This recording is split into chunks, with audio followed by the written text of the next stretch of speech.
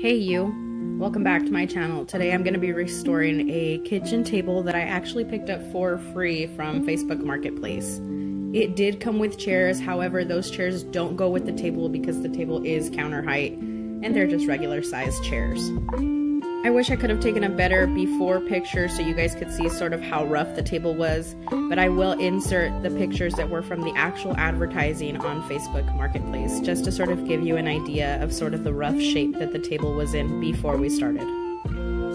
Although this table is beat up, it is really sturdy, so it's going to be worth the restoration. It did have a few places that needed wood filler, like along the side it was missing a huge chunk of wood, so I went pretty heavy on the wood filler, as you can see right here. Luckily wood filler dries in about 5 to 10 minutes, so it gets the job done fairly quick. Once it did dry, we started sanding our table. What we really wanted to do is just eliminate that shiny top layer so that our new paint could adhere, but we also want to get our table as smooth as possible before painting.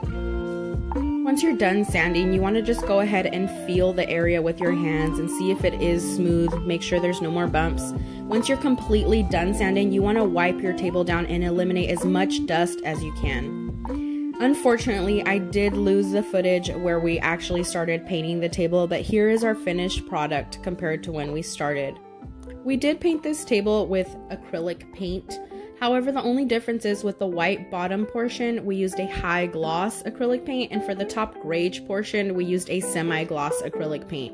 I wanted enough sheen in the table to be able to clean it and wipe it down fairly easily. As you can see here, we free-handed the bottom portion of the table just with a small painter's brush, and it actually worked out really well.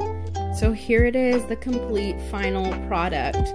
I'm so happy with how this table turned out. It looks completely different from when we started, a total 180. It looks so contemporary, very clean, very chic compared to when we started.